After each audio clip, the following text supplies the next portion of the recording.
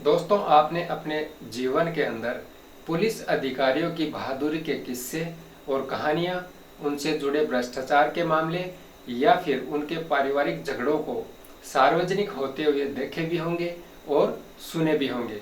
लेकिन आज आपको इस वीडियो में मैं एक ऐसे पुलिस अधिकारी की आपको कहानी सुनाऊंगा जो कि एक दिन अपने ही पुराने साथियों से, यानी कि अपने ही बैच के पुलिस साथियों से सड़क पर भीख मांगते हुए दिखाई देते हैं।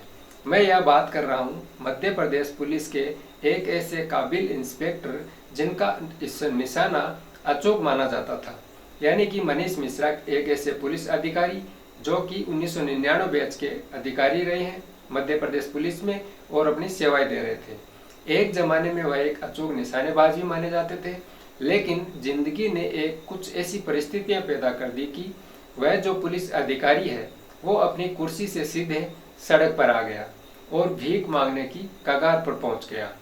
तो आदाब, हेलो, नमस्कार, सत श्री अकाल, मैं मुकेश कुमार। दोस्तों, वीडियो पसंद आई तो वीडियो को लाइक कीजिएगा, चैनल को सब्सक्राइब कीजिएगा और अपने दोस्तों को ज़रूर शेयर कीजिएगा।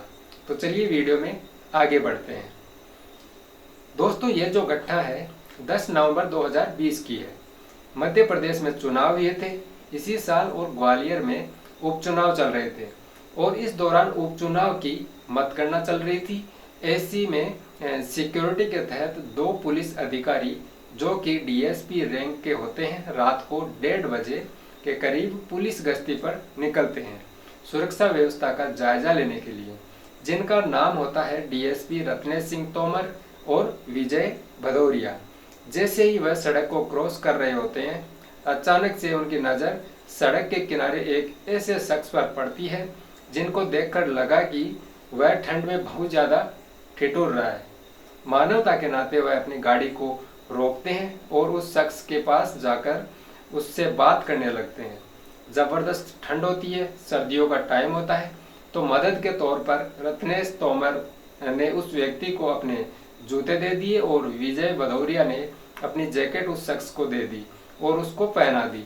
इसके बाद वह वापस अपनी गाड़ी की तरफ बढ़ने लगते हैं, लेकिन तभी एक लड़खड़ाती आवाज़ में एक नाम पुकारा गया, जिसे सुनकर वह दोनों डीएसपी हैरान रह जाते हैं।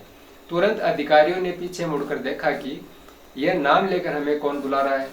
उसकी आवाज़ जानी पहचानी सी लग रही होती है। तभी वह उसे वापस पूछताछ करते हैं। इसके बाद जो सच उन दोनों अधिकारियों के सामने आता है तो उनके चेहरे का रंग उड़ जाता है, क्योंकि यह भिखारी कोई और नहीं बल्कि उन्हीं का एक बैचमेट है जिसका नाम मनीष मिश्रा था और वह एक पुलिस इंस्पेक्टर था। मनीष मिश्रा को इस हालत में देखकर रत्नेश परेशान हो जाते हैं, क्योंकि एक जमाने में वह उनका अच्छा मित्र हुआ करता था, यानी कि दोनों अधिकारियों के बीच काफ़ी अच्छी दोस्ती हुआ करती थी।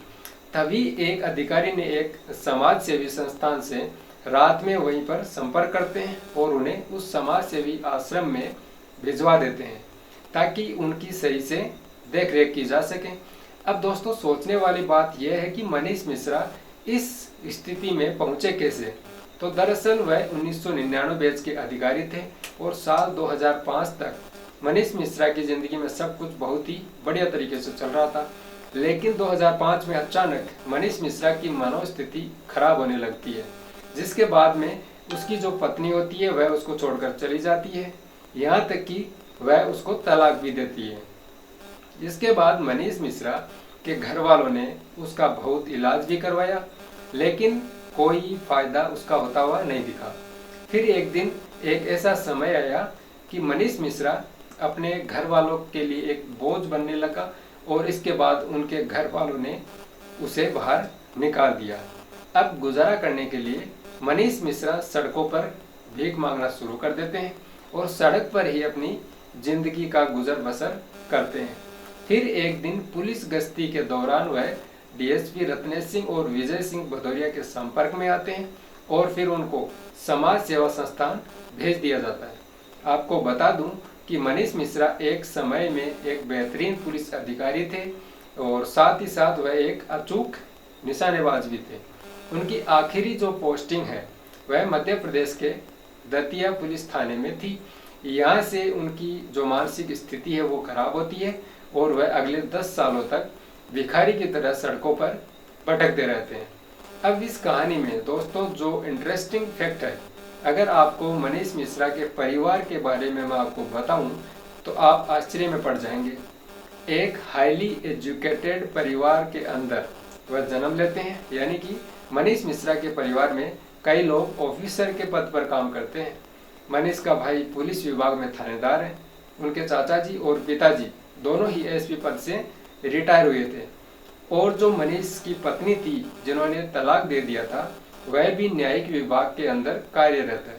इसके अलावा उनकी एक बहन भी है जो कि किसी फॉरेन दूतावास के अंदर एक उच्च पद पर कार्यरत है।